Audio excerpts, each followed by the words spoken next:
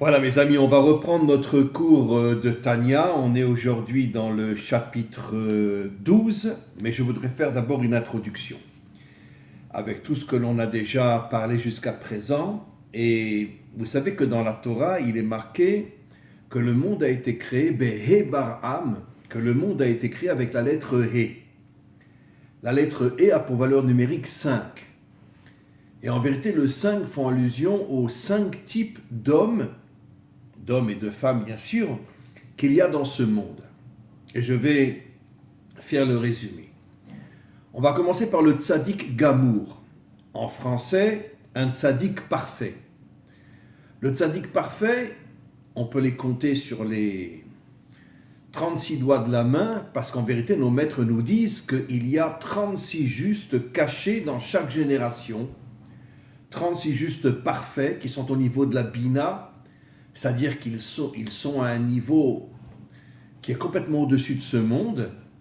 Qu'est-ce que cela veut dire concrètement? Ils sont au-dessus de ce monde. Ça ne veut pas dire qu'ils ne sont pas dans ce monde, mais leur puissance intérieure les déconnecte complètement de toutes les séductions, de toutes les corruptions, de toute l'idolâtrie qu'il y a dans ce monde.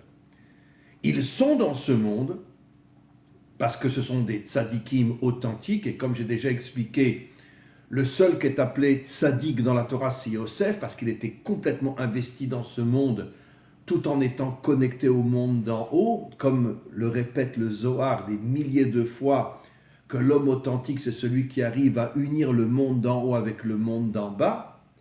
Et donc, les 36 justes cachés qui sont dans chaque génération sont dans ce monde, ils travaillent dans ce monde, mais ils sont impossibles de les faire tomber dans quoi que ce soit, parce qu'ils sont, encore une fois, connectés à la Bina, qui est une force qui est au-dessus de ce monde, qui veut dire concrètement que aucune des perversions de ce monde peut les faire tomber.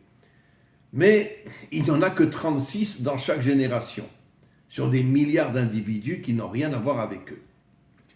Après, on a vu la semaine dernière le tzaddik she'eno gamour, un tzaddik mais qui n'est pas parfait.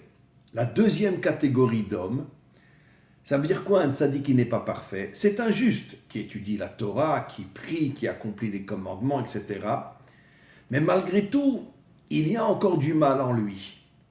Ce mal ne peut pas l'amener concrètement à tomber dans la faute, mais il peut avoir des pensées négatives, il peut avoir des sentiments négatifs, parce que le mal n'a pas été complètement, on pourrait dire, n'a pas été complètement sorti de lui.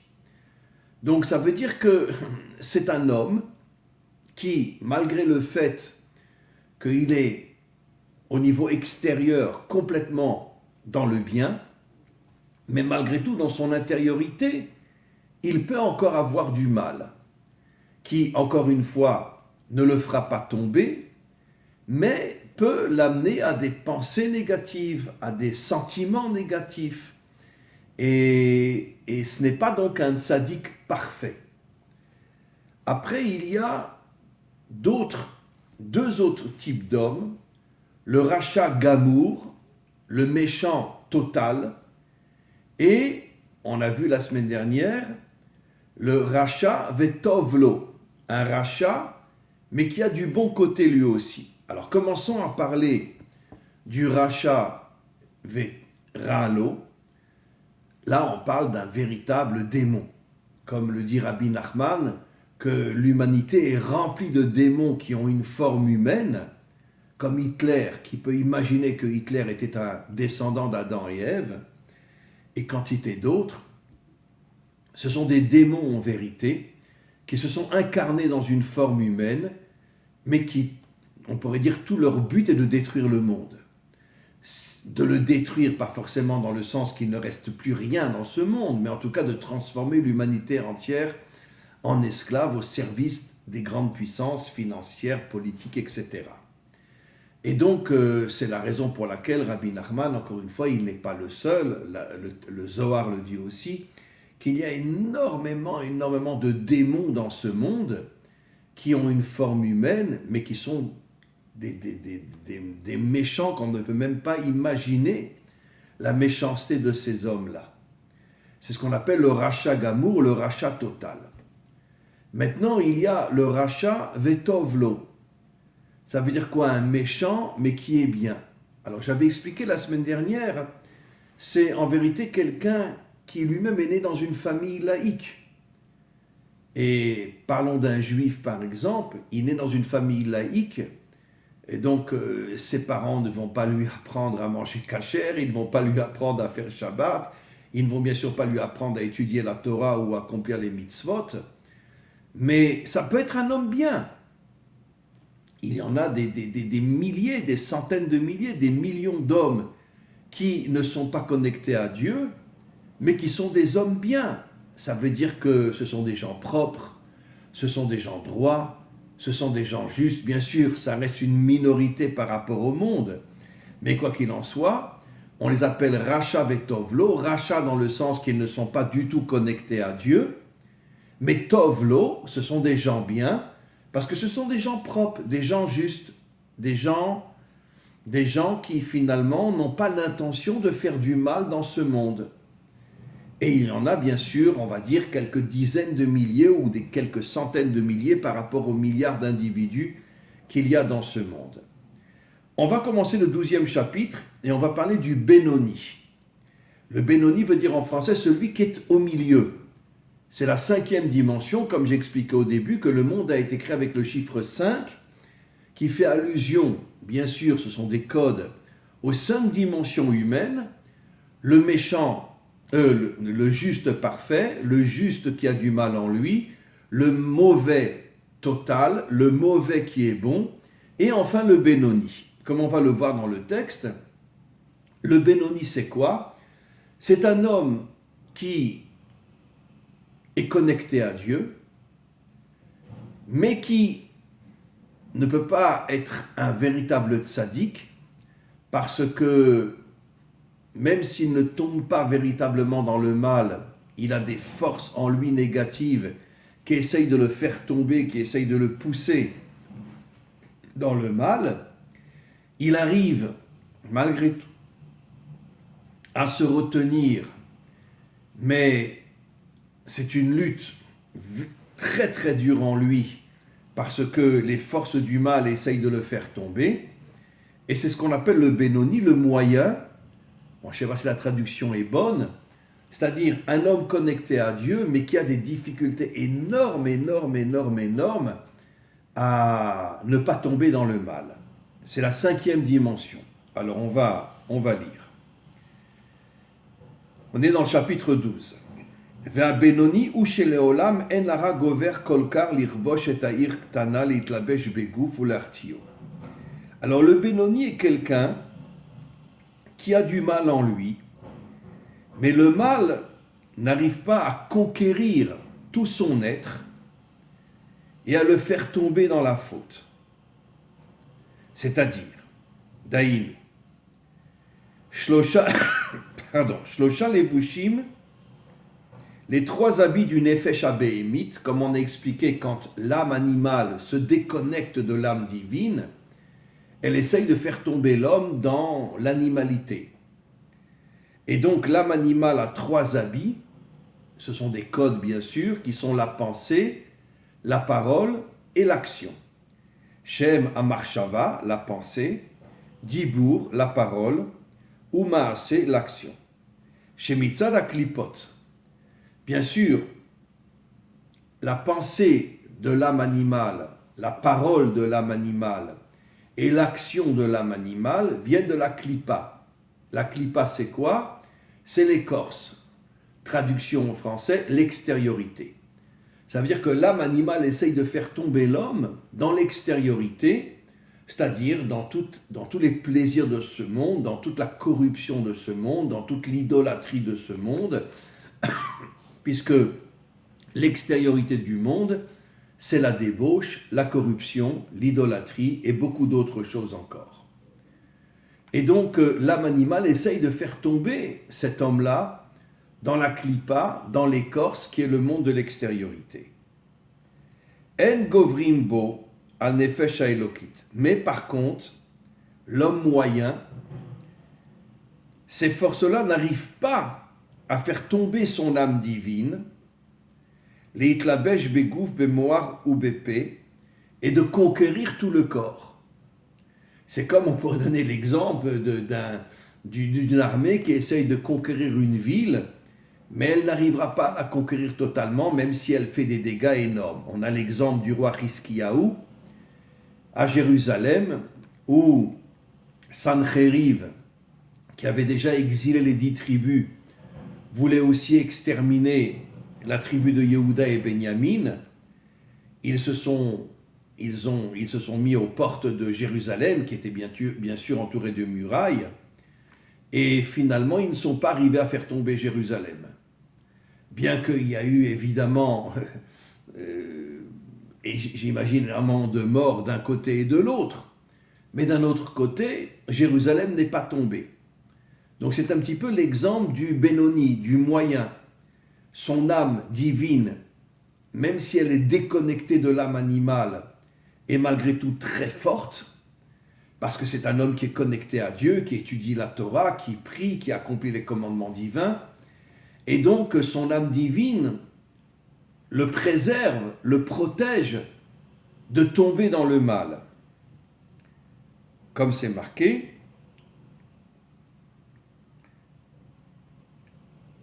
les artia multam'am, les Corses n'arrivent pas à le faire tomber et le rendre impur, chas v'shalom, qu'à Dieu ne plaise.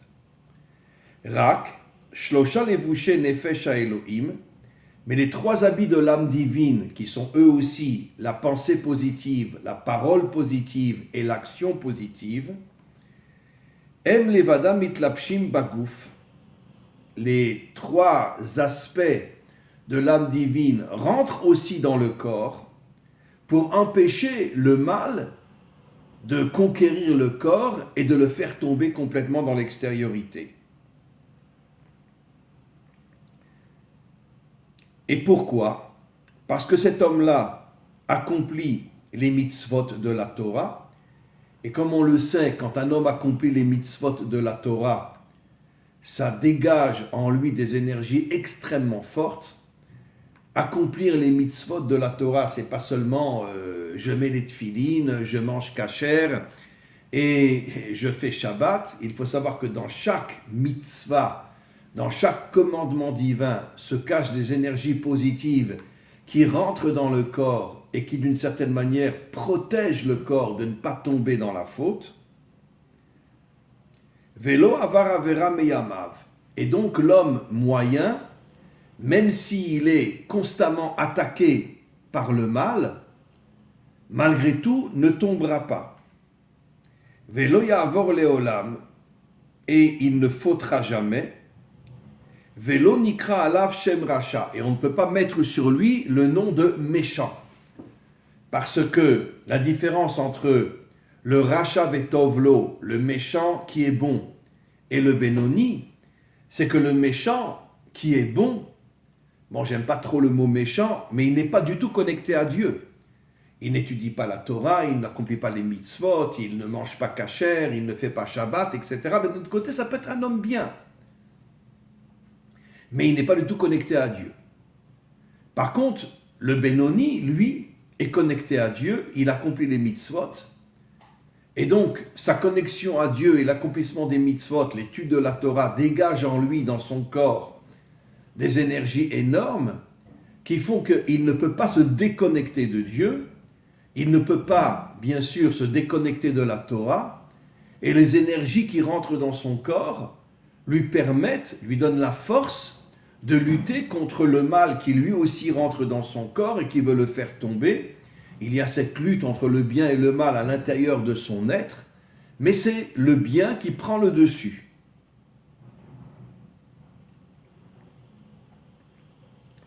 Ar ma'ut ve'atzmut nefesh ha'elokim.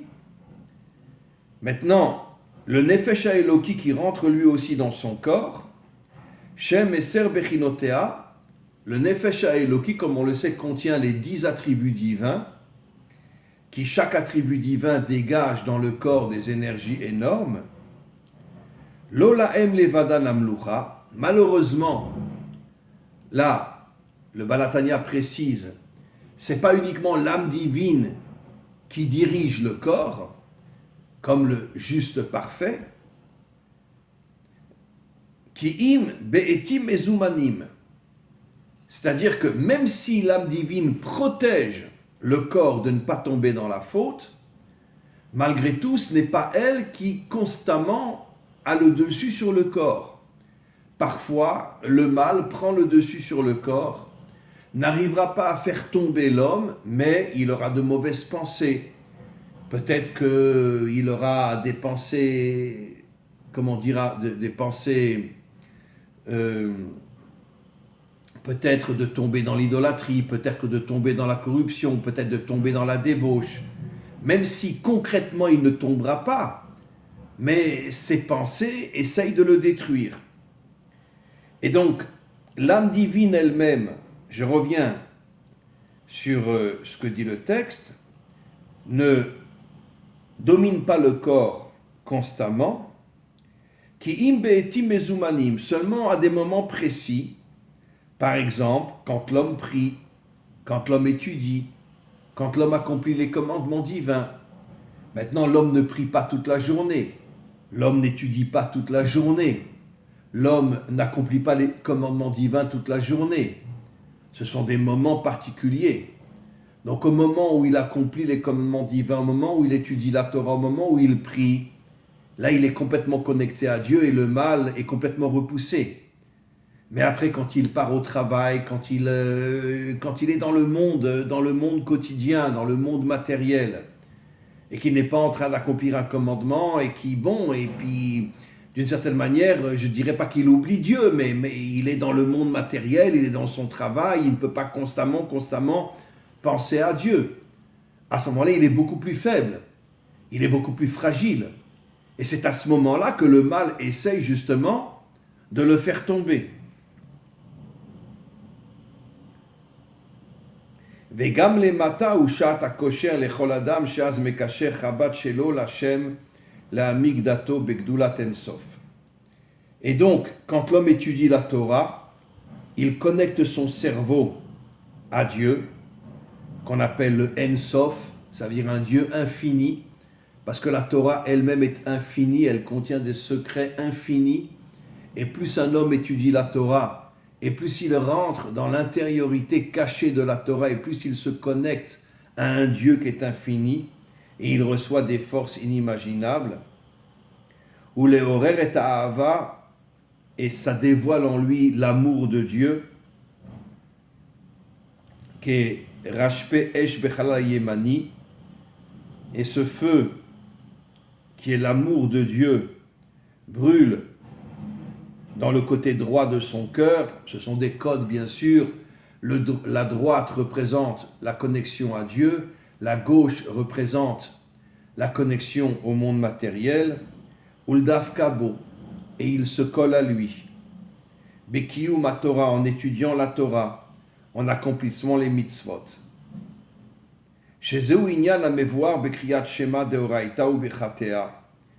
Et c'est ça en vérité la raison pour laquelle on lit tous les jours, 2 fois par jour, le matin et le soir, le Kriyat Shema, Shema Israël, Hashem Elokeinu, Hashem Echad, et puis après il y a encore 3 paragraphes. Écoute Israël, Dieu est notre force, Dieu est un. Comme je l'ai expliqué souvent dans pas mal de cours, que tout le travail de l'homme dans ce monde, c'est d'atteindre l'unité et de détruire l'uniformité qui règne partout aujourd'hui, y compris chez nous en Israël et y compris chez nous dans le monde de la Torah. Il y a beaucoup plus d'uniformité que d'unité, c'est-à-dire il y a des sectes inimaginables dans notre peuple. Je suis Lubavitch, je suis Chabad, je suis Gour, je suis Breslev, je suis ci, je suis ça, etc. Chacun est dans sa secte et personne ne s'en sort. Bien sûr, il y a des exceptions extraordinaires.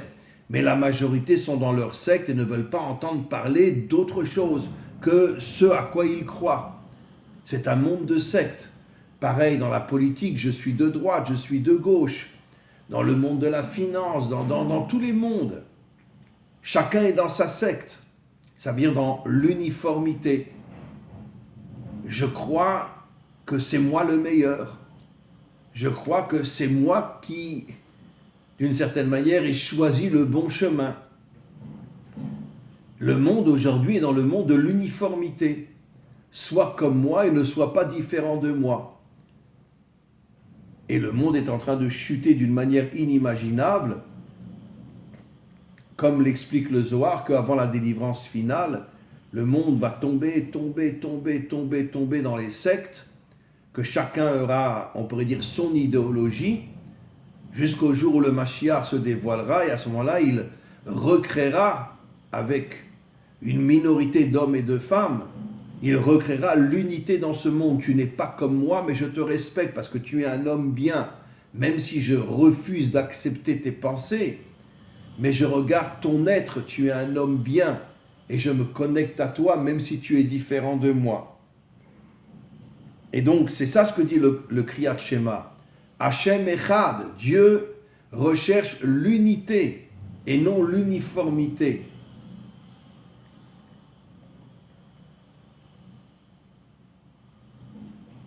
Ve'az, quand l'homme étudie la Torah d'une manière authentique, pas dans une secte, mais d'une manière authentique, ve'az arash vechalal asmali kafouf. Au moment où l'homme étudie la Torah, le mal qui est du côté gauche, ce sont des codes bien sûr, s'affaiblit et il s'annule devant le côté droit qui est l'étude de la Torah. Mais malheureusement, aval acharat fila, mais quand l'homme arrête la prière, à ce moment-là, il perd d'une certaine manière sa connexion avec Dieu. Are ara choser, et le mal revient. Il se réveille du côté gauche et se réveille toutes les tentations, toutes les séductions qui sont en vérité tous les pièges de l'extériorité de ce monde qu'on appelle le monde matériel. Rak mipne shelo levado mishpat amlucha vamemshala, mais comme le mal, malgré tout, n'a pas le pouvoir total de faire tomber le corps, puisqu'il y a, on pourrait dire, une guerre entre l'âme divine et l'âme animale à l'intérieur du corps, eno yachol leotzi ta'avato mikor el hapoel.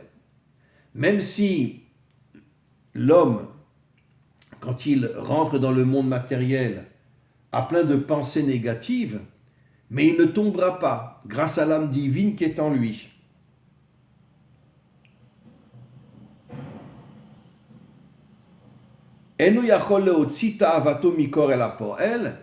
Donc, même s'il a des pensées mauvaises, il ne les concrétisera pas. C'est-à-dire il ne tombera pas ni dans une faute, ni dans une mauvaise parole, ni dans de mauvaises pensées, oui. Pourquoi? Parce que même au niveau du cœur, il peut avoir des sentiments négatifs, il peut avoir des pensées négatives, mais par contre, au niveau de l'action, il ne tombera pas. La mikmacharto betanuge olamazé, bien que sa pensée est dans tous les plaisirs de ce monde, erle malot ta'avot libo, et il a des fois des pensées très graves. Tiens, comment je pourrais profiter des plaisirs de ce monde? Malgré tout, dans la mesure où il étudie la Torah, et la Torah arrive à maîtriser son cœur, à ce moment-là, il ne tombera pas.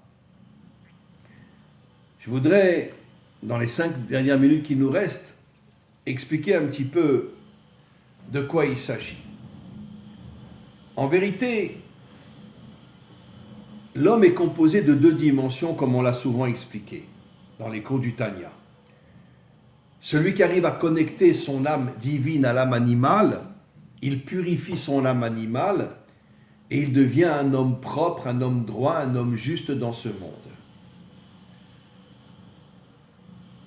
Mais le Benoni, lui, n'arrive pas vraiment à connecter l'âme animale à l'âme divine.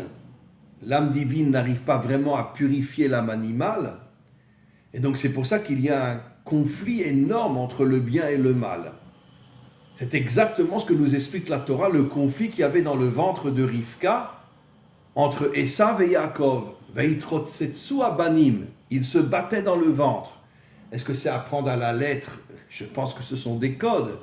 Mais pour nous faire comprendre qu'il y avait un conflit entre Yaakov et Esav. Le Zohar dit Esav était du côté du serpent et Yaakov était du côté de Dieu. Et donc Yaakov était du côté de l'âme divine et Esav était du côté du mal. Et donc il y avait un combat entre eux. Il ne faut pas encore une fois le prendre à la lettre. Les enfants ne se battent pas dans le ventre de la mère.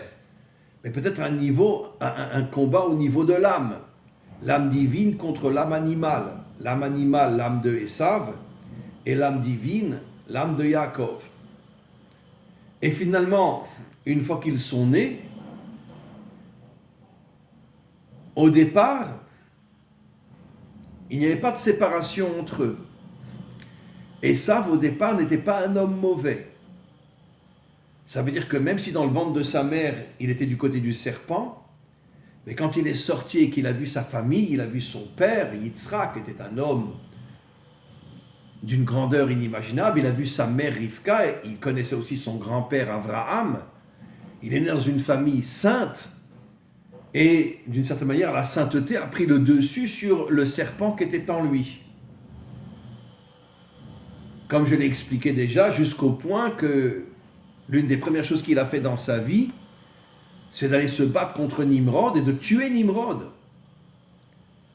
Mais quand les forces contraires ont compris que finalement Esav risquait de devenir le Mashiach, parce que finalement, comme je l'ai déjà expliqué, le Mashiach vient de Esav, le bon côté de Esav s'est réincarné dans David, et après le Mashiach, donc le Mashiach ne vient pas de Yaakov, le Mashiach vient de Esav, et donc les forces contraires ont eu peur que Esav devienne le Mashiach, elles se sont jetées sur lui, elles l'ont fait tomber complètement.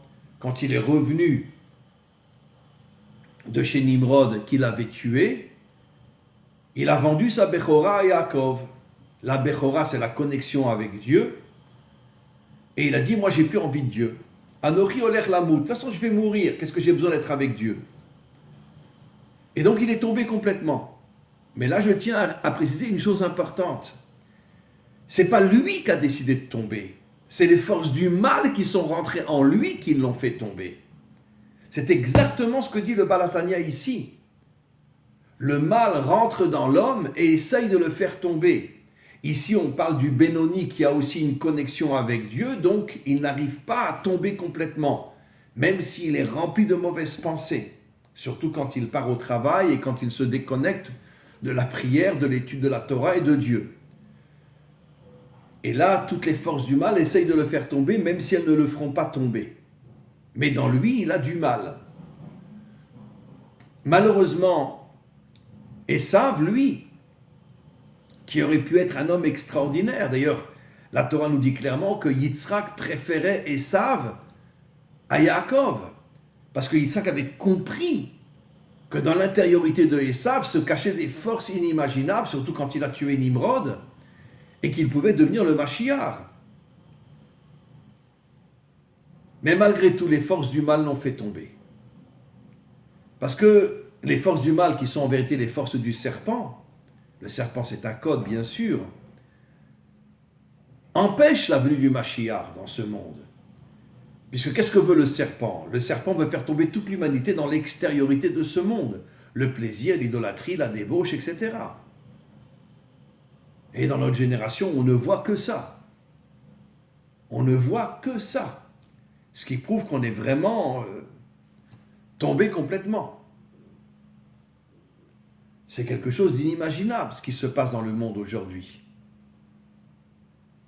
Parce que toutes les forces du mal veulent empêcher la venue du Mashiach. On est à la fin du 6e millénaire, et nos maîtres nous disent que le Mashiach se dévoilera à la fin du 6e millénaire. Donc on est très très proche de la venue du Mashiach.